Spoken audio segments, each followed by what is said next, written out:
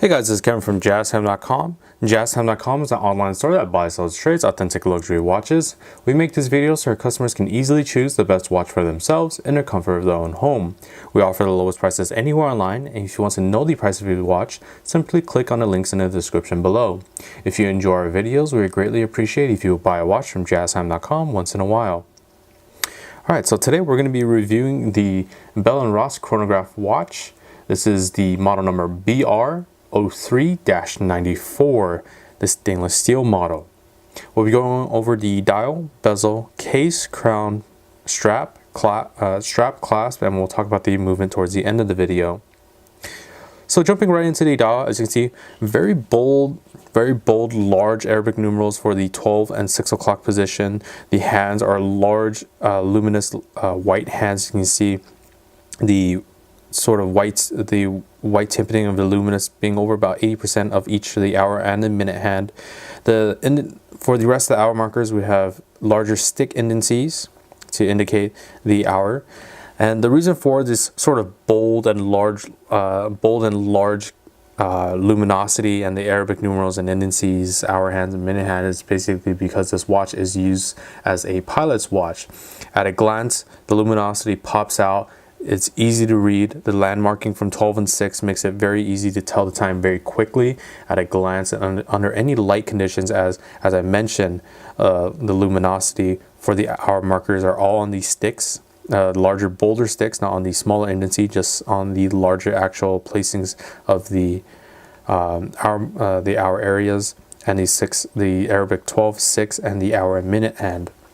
As this is a chronograph watch, at the 9 o'clock position, we have the tracking of the 30 minutes. And at the 3 o'clock position, let me actually go ahead and move this hand out of the way here a little bit. At the 3 o'clock position, we have a second subdial that's always continuously running. As the central seconds hand, as you see here, it's for that sort of stopwatch feature from the chronograph pushers from the over here at the 2 and 4 o'clock positions on the side of the case.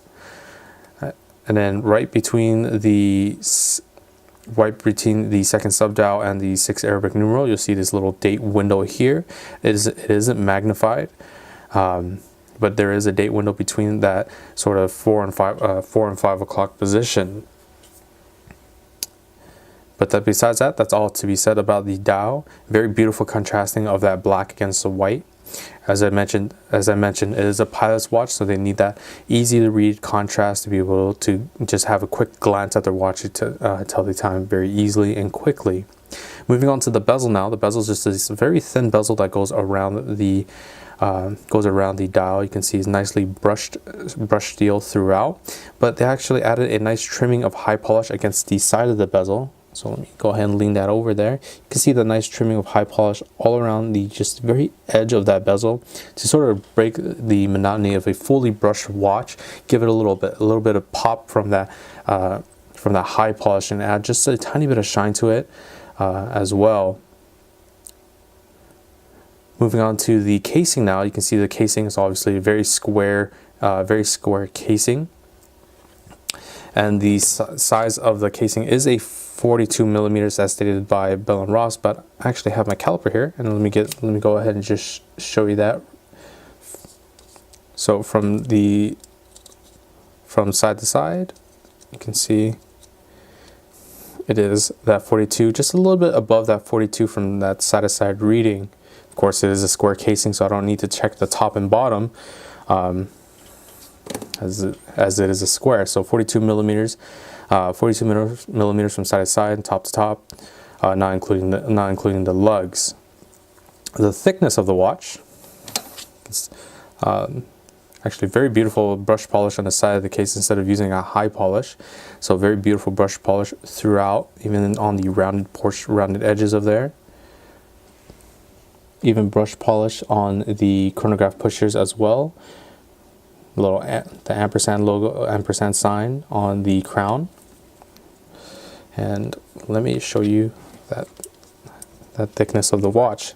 So the thickness of the watch from from the top portion of the dial from sapphire crystal to the back casing. We're looking at about 12 millimeters in thickness, so almost close to half an inch.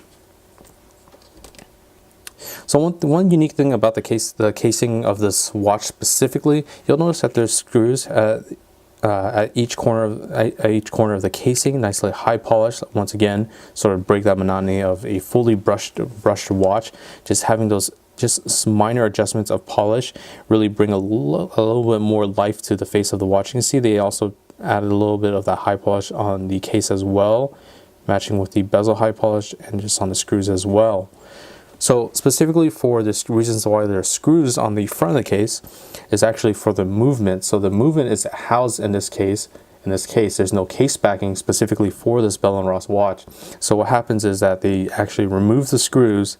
This whole portion, this whole top square portion pops off with the crystal and bezel intact in order to reach the movement in the back. The dial itself is actually soldered onto the movement itself. So the dial with the movement come off together. The case was specifically crafted to fit the movement into the watch precisely. So there's no spacer ring or anything to adjust for the size of the movement in this casing. It was all made precisely to fit the movement. So that's a pretty cool, unique thing about this watch. We're going to go ahead and move on now to the crown.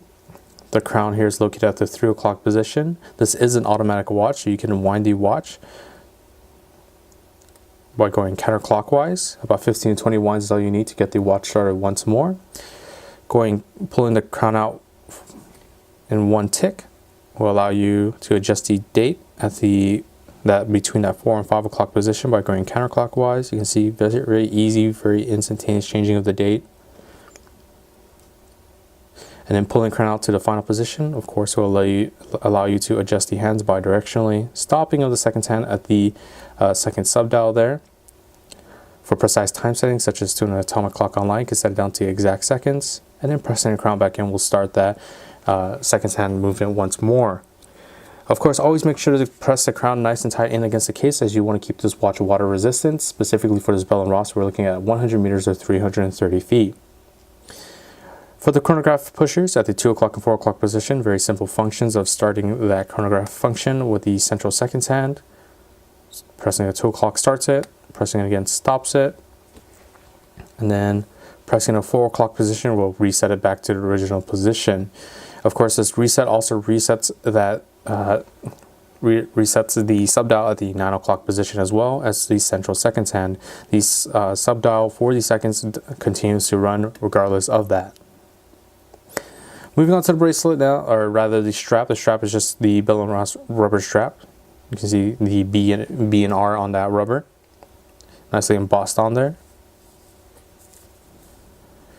And then on the other side with the tang buckle. So very simple to use tang buckle there, with the BR Bell & Ross name attached on there as well. You can see that BR03. Alright, but that's pretty much it for the strap. Just very simple rubber strap with a tang buckle. Like I said, there is no specific there is no actual case backing, but they decided to engrave a few things on the case, on the back of the case anyways. As you can see, do not unscrew as the movement comes out from the front. The big large ampersand. The stainless steel automatic movement, water resistance, 100 meters. They put 325 feet, but being nice and rounding is 330 feet. And then it's Swiss made as well. Alright. So specifically the movement, as I said, is attached with the dial, housed into the front of the case, in front of the casing, as this is removed by the screws. The movement that they use for this Bell & Ross is a BR caliber 301, as they call it, but it's actually a modification of the ETA movement, ETA 2894-2 movement. That that they modified to use for this Bell & Ross. The power reserve of the watch, you're looking at 42-hour power reserve, so you can put this watch down on a Friday evening, pick it back up on a Saturday afternoon. It'll be keeping time just fine. And of course, the functions of the movement itself is the chronograph functions with the subdials, the tracking of the hour, minute, and second, hour, minute, and seconds hand. Well, all in all, it's a chronograph movement with a date function that is based on the ETA 2894-2. Okay, so let me go ahead and show you this watch on my wrist now. So give me 1 second here. All right. So that's how the watch looks on the wrist. Like I said, it doesn't fit too high. It doesn't fit too high off the wrist. Maybe just a little bit underneath that ½ inch, as I mentioned before. But there's the watch. Okay, so if you're interested in this watch or any other watch for the lowest possible price, check out our website at JazTime.com. We have the lowest prices guaranteed. We offer a 1-year warranty. And if you like the video, please like, comment, subscribe below. Thanks for watching. Hope to see you guys soon. If you want to find out more about the watch you just saw in the video, you can just click below on Show More to see the full description. Then you can check the link next to model as seen in video, click on it, and you will get to the proper page where you can see all the details. If you're watching on a mobile phone, you have to click on the arrow down on the right hand side below the video to see the full description. If you like this video, please give us a thumbs up. If you would like to share this video with your friends, you can use the share button below and share it on any platform you like. If you have questions, constructive feedback, want to tell us about some mistakes or misspeaks, just write a comment below. If you want to see more videos like this, you should subscribe to our channel and visit our channel page where you can find all the videos. And if you're interested in a specific watch brand, you can check out our playlists. If you want to check the price for a watch or want to buy one, remember at JazTime.com you always get a steep discount, so you should check the prices with us. If you want to know the price for a specific watch, just go to Google, type in JazTime, plus the brand, model, and the details you're interested in, and Google will find the right page for you. Thank you for watching.